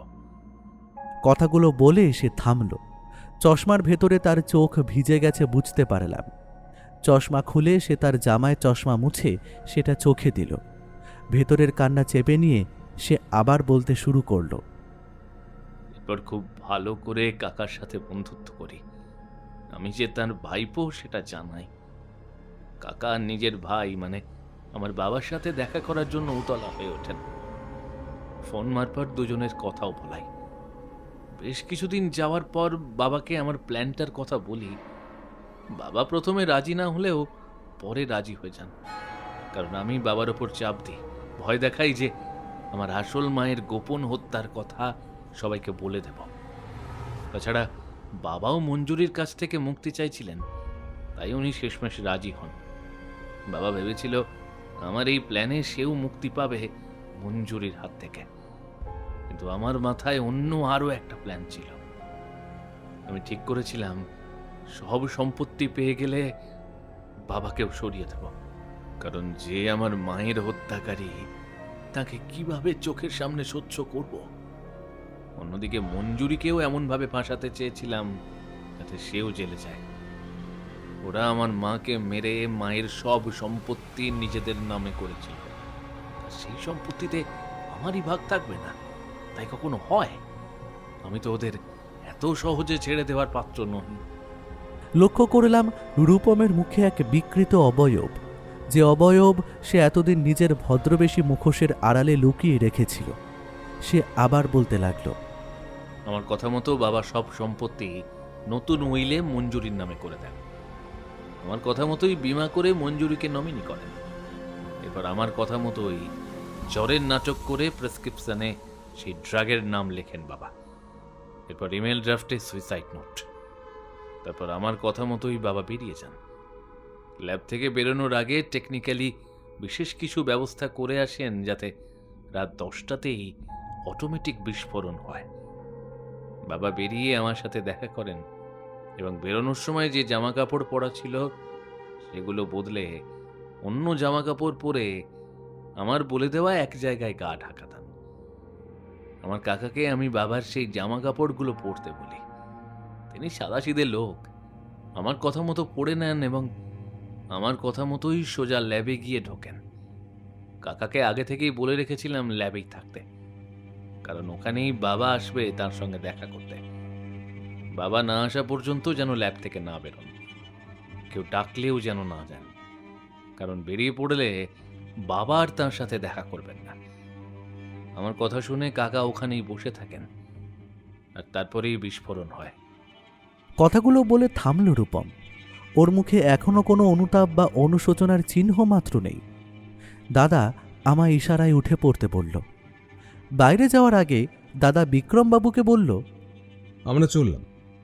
সত্যিটা আপনার সামনে এসছে। আশা করছি আমাদের আর এখানে কোনো কাজ নেই, আর ওর থেকে আশা করছি নিখিলেশের বর্তমান ঠিকানাও পেয়ে যাবে।